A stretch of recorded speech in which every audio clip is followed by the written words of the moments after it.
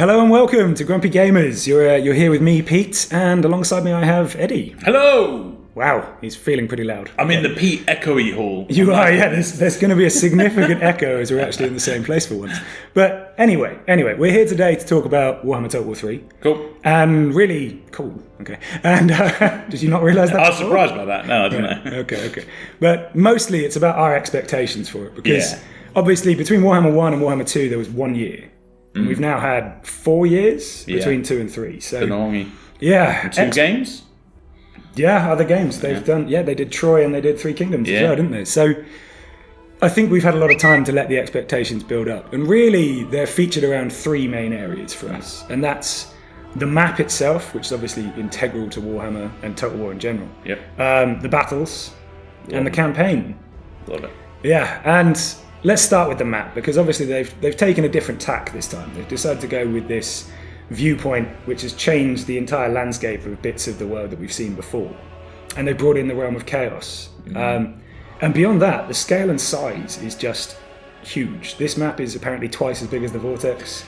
It looks massive. I've seen it, and the way you can see the Empire kind of in the bottom left, it looks like it's going to be absolutely massive. And I haven't you said it's like a little bit simpler so that the end turns are a bit better? Is that right? That's it. Yeah, they've changed the style from 1 and 2, so it's a little less dark, and the fog of war is a little less intense.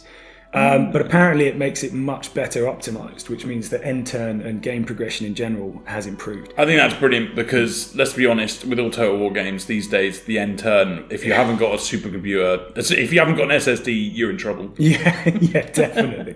And that's the thing as well. By increasing that size, they've put things further apart, haven't they? So, I mean, one of the major problems in 2 is you could basically bump from city to city without ever needing a turn in between. I'm so glad you said that, Pete. The one thing that I would change about Warhammer 2, well, there's probably a few as we go into this video, but it's the fact that you can sometimes even take 2 in one go. I remember when I was at the Dwarves and you could go to the vampire area, you could wipe out their whole entire place in 4 turns. And it was just annoying because, especially with the defense, you cannot defend your city. If you move away from your city for 1 turn, someone can quickly sneak in. And that really did my head in. So that looks brilliant. They've sorted that out. I think it's a huge improvement. And it actually leads us nicely into battles, because one of the major changes there is going to be less sieges. Yeah, because that was a problem as well, wasn't it? Oh my god, like 2 out of every 3 battles felt like it was a siege. And the siege maps in 2 are terrible as well, which didn't help. Yeah. And just encouraged the current meta, which is pure ranged, pure magic, basically.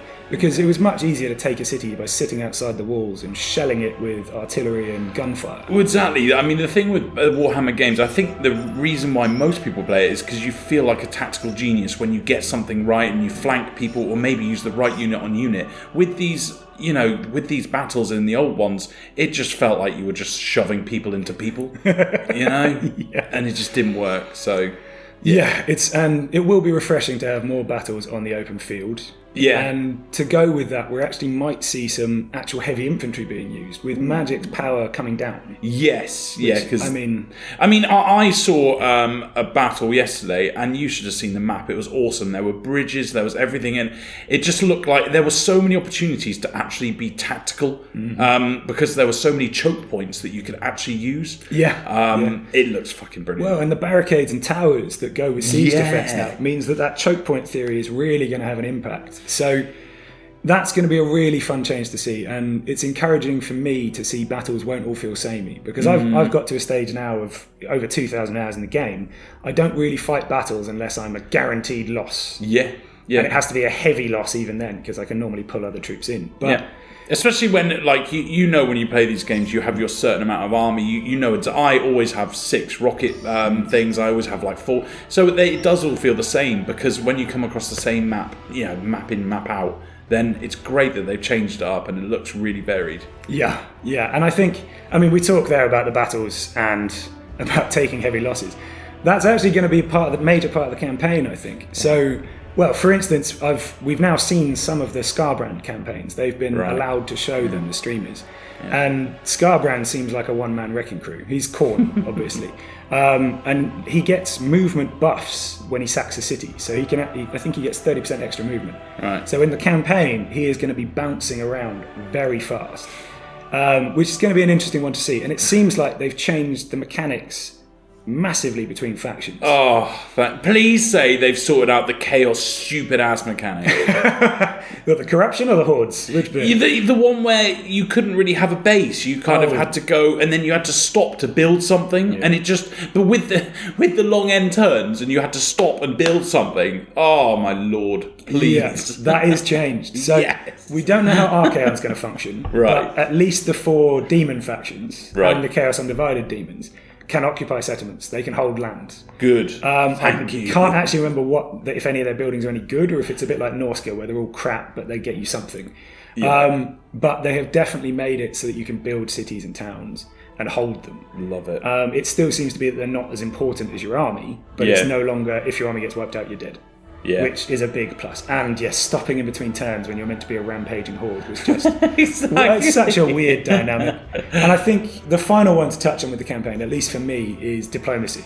Yeah, they've sorted that out, haven't Oh, they? it looks so much better already. Yeah. I mean, Three Kingdoms improved it hugely, and it looks like they've carried this forward, because things like being able to trade settlements as well as other items. Yeah, that's so cool. How annoying was it when you took most of a province and then one of your allies would nab the last town, and you'd be there like, I really want to kill you. Yeah, and you usually did. Yeah, and you now, only turn against them. now you can do that. You can return towns to people if you're helping them in a war. Yes. And so this is the other thing. It'll also show you what deals are going to be accepted on the diplomacy screen. So if you want to get a trade deal, it'll show you which ones are positive and which ones are close to positive. So you can then offer them a bit of gold to get it.